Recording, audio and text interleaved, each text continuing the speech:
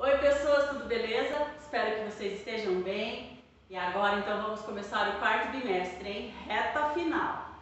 Pega lá teu livro didático, volume 4, na unidade 7, é a unidade que trata do movimento, sustentação e controle. Se você não tem o livro didático ainda, então segue a aula aí usando os slides que eu fiz, tá, gente? Então lá, como qualquer outra unidade do livro didático, tem sempre uma imagem e umas perguntinhas. Então, nessa unidade tem essa imagem aí do break dance, que é um estilo de dança integrante da cultura hip hop. E aí tem as duas perguntinhas, tá? Então, se você tem o livro, pode responder do ladinho da pergunta aqui. Se você não tem, aproveita para olhar aqui no slide e responde no teu caderno, beleza? Aí a gente combina de falar a respeito dessas respostas na nossa live. E aí a gente começa falando do sistema locomotor. E quando a gente fala de sistema locomotor, a gente não pode pensar somente nos ossos ou somente nos músculos. A gente tem que entender que é um conjunto aí de nervos, ossos, músculos, articulações, tendões e ligamentos que fazem com que o nosso organismo se movimente, tá? E aí a gente vai trabalhar um pouquinho os conceitos desses órgãos, desses sistemas que juntos aí formam o sistema locomotor, tá bom? Então a gente começa falando dos ossos. Vamos lembrar então que os ossos fazem parte do nosso esqueleto, né? Parece meio óbvio, mas eles são estruturas aí bem importantes, porque são estruturas rígidas, nos quais os músculos vão se fixar para poder fazer com que o nosso organismo se movimente e, claro, que mantenha a sustentação do nosso corpo, né? O que tem no interior dos nossos ossos? Então a gente pode encontrar no interior de alguns ossos a medula óssea vermelha, que é responsável pela produção de células sanguíneas. E também a medula óssea amarela, que vai atuar como uma reserva de gorduras. Em alguns ossos sim, em outros não, tá? E aí na porção mais externa, na parte mais externa dos ossos, ele é mais compacto, né?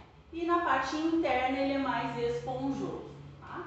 Então, parte externa mais compacto e a parte interna mais esponjoso. E aí a gente não pode esquecer também que os ossos apresentam vasos sanguíneos e nervos, tá? E a rigidez lá que tem nos ossos é graças à presença de alguns minerais, principalmente lá o cálcio e o fósforo, né, que se acumulam aí nas células ósseas.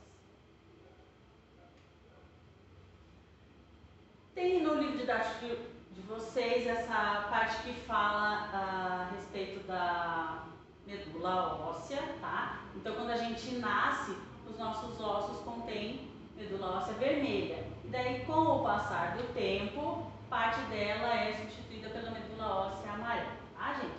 Então, vocês vão ler aí com calma essa parte aqui que fala a respeito da medula óssea, beleza? Outra situação que também está relacionada aos ossos é a questão da cartilagem. Então, quando o ser humano ele é bebê ainda, então quando ele está na fase lá da infância, quando ele é bebê, os ossos do esqueleto têm grande quantidade de cartilagem. E daí, à medida que o tempo vai passando, o tecido ósseo vai substituindo a maior parte dessa cartilagem, tá? Então vai se tornando mais rígido e para poder sustentar o organismo que vai crescendo, né?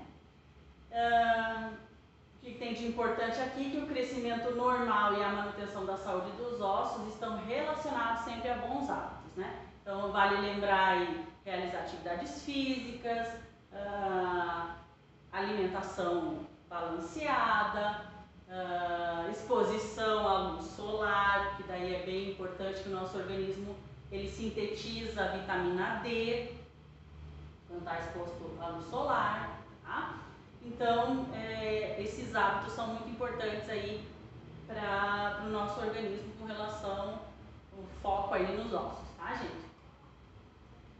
Aí existem algumas situações, né? Por exemplo, quando quantidade de minerais nos ossos, ela não é adequada. Então o osso acaba ficando poroso, cheio de poros. E aí o nome dessa doença aqui é osteoporose. Tá? Então o que acontece? O osso vai ficando cheio de poros, cheio de buraquinhos ali e vai ficando frágil. E a pessoa que tem osteoporose aí está mais sujeita a ter fraturas, né? Fraturas ósseas. No livro de didático de vocês está falando que a osteoporose é mais comum em pessoas idosas, mas também pode acontecer aí com pessoas jovens, né, que não fazem atividades físicas, enfim, não têm hábitos saudáveis. Tá? Com relação às fraturas ósseas, óbvio que não é somente pessoas que têm osteoporose que podem ter fraturas ósseas, né? Qualquer um está sujeito. Claro que daí é mais comum que aconteça quando os ossos são porosos. Porém, as fraturas então acontecem também com as pessoas que não têm osteoporose. E aí, nesses casos de fraturas ósseas, né, quando o osso é fraturado, o próprio organismo vai regenerando o osso.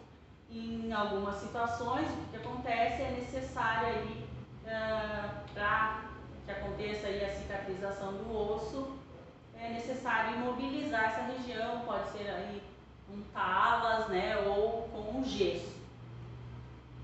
Claro que sempre, quando acontecer uma situação dessas, é necessário que se procure um profissional médico, né, para poder resolver essa situação.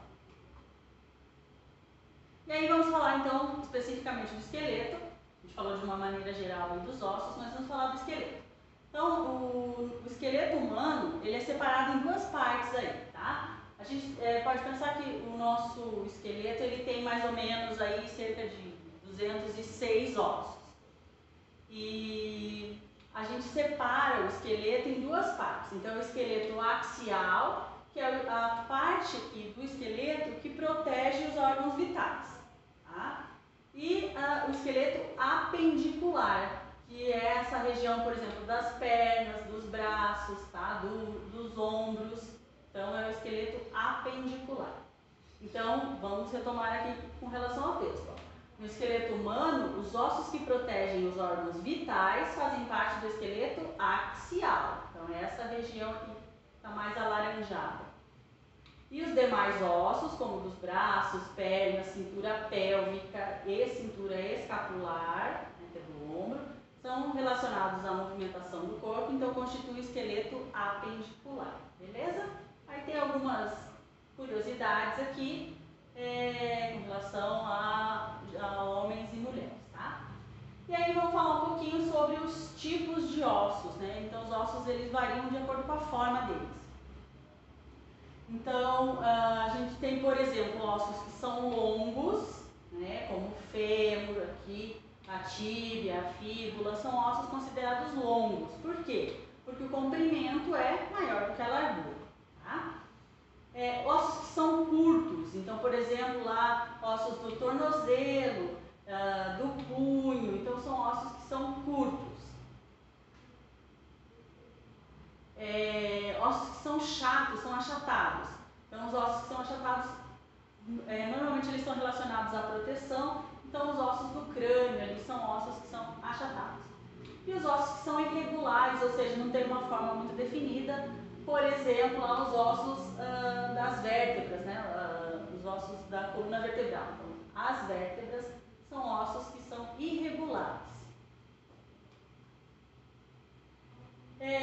Agora vamos falar um pouquinho de articulações, tá? Então, para auxiliar na movimentação do corpo, a gente tem as articulações, que são o que essas articulações? É o encontro ali da porção final de um osso com o outro, tá? Então, essas articulações elas podem ser imóveis, então lá nos ossos do crânio, né?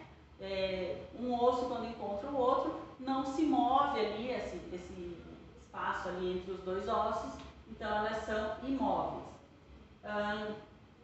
Elas podem ser semi-móveis, por exemplo, as vértebras, né? Então elas conseguem se mover um pouco, mas não muito, então são semi-móveis. E articulações que são móveis são, por exemplo, dos joelhos, dos cotovelos, das mãos, então a gente consegue movimentar bem esses espaços, então são consideradas articulações móveis. E aí também tem o conceito dos ligamentos. Então, o que são os ligamentos? São lá estruturas que deixam as articulações móveis unidas. Então, os ligamentos eles unem essas articulações e fazem com que elas consigam se movimentar, tá? Aí fala também um pouquinho sobre a cartilagem, né? Que a extremidade de muitos ossos tem cartilagem, então a qual atua nas articulações como amortecedor. Então, principalmente aí nos joelhos, né? Tem articulações, tem a cartilagem para poder amortecer aí, absorvendo impactos causados por determinados movimentos.